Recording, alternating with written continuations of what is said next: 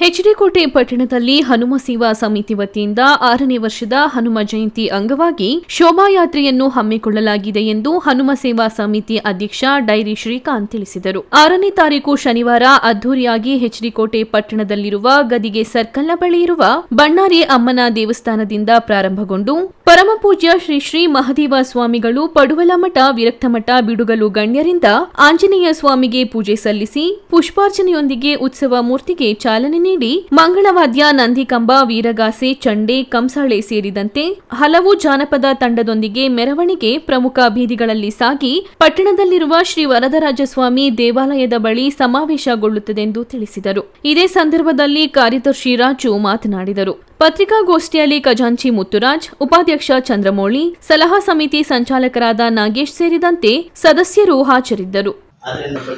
ನೀವು 3 ದಿನಗಳು ನಿಮ್ಮ ಮಾಧ್ಯಮದಲ್ಲಿ, ಟಿವಿ ಮಾಧ್ಯಮ ಹಾಗೂ ಮುದ್ರಣ ಮಾಧ್ಯಮದಲ್ಲಿ ಪ್ರಚಾರ ಮಾಡಿ ನಮ್ಮ ಈ ಒಂದು ಕಾರ್ಯಕ್ರಮಕ್ಕೆ ಕೈ ಜೋಡಿಸಿ ಯಶಸ್ವಿ ಮಾಡಬೇಕಾಗಿ ಮೊದಲನೇದಾಗಿ ತಮ್ಮಲ್ಲಿ ಪ್ರಾರ್ಥನೆಯನ್ನು ಮಾಡಿಕೊಳ್ತೀವಿ. ಕಾರ್ಯಕ್ರಮದಂತೆ ಮೊದಲನೇದಾಗಿ 4ನೇ ತಾರೀಕು ಗುರುವಾರ, ಜನವರಿ 4ನೇ ತಾರೀಕು ಗುರುವಾರ ಬೆಳಗ್ಗೆ 8 ಗಂಟೆಗೆ ನಮ್ಮ ಮೊದಲನೇ ಮುಖ್ಯ ರಸ್ತೆಯಲ್ಲಿರುವಂತಹ ಮಹಾತ್ಮ ಗಾಂಧಿ ರಸ್ತೆಯಲ್ಲಿರ್ತಕ್ಕಂಥ ಶ್ರೀ ಹನುಮ ದೇವಸ್ಥಾನದಲ್ಲಿ ಹನುಮ ಮಾಲಾ ಧಾರಣೆಯನ್ನು ನಮ್ಮ ಸ್ವಯಂ ಸೇವಕರು ಧಾರಣೆ ಮಾಡಬೇಕು.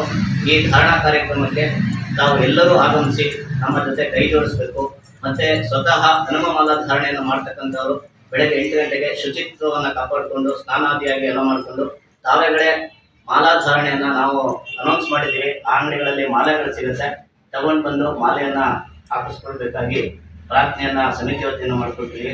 ಶುಕ್ರವಾರ ಬೆಳಗ್ಗೆ 9 ಗಂಟೆಗೆ ಅದೇ ದೇವಸ್ಥಾನದಲ್ಲಿ, ಅಂದರೆ ಮೊದಲನೇ ಮುಖ್ಯ ರಸ್ತೆ ಇರ್ತಕ್ಕಂಥ ಹನುಮ ದೇವಸ್ಥಾನದಲ್ಲಿ ಶ್ರೀ ಪವಮಾನ ಹೋಮವನ್ನು ಹಮ್ಮಿಕೊಂಡಿದ್ದೀವಿ. ಆ ಪವಮಾನ ಹೋಮಕ್ಕೂ ಸಹ ನಾವು ಬಹಳ ವಿಜೃಂಭಣೆಯಿಂದ ಸುಮಾರು 1,500 ಜನವನ್ನು ಸಂಖ್ಯೆಯನ್ನು ಸೇರಿಸಬೇಕು ಅಂತ ಹೇಳಿ ಸಂಕಲ್ಪವನ್ನು ಮಾಡಿಕೊಂಡು ಹೋಮವನ್ನು ನೆರವೇರಿಸ್ತಾ ಇದ್ದೀವಿ.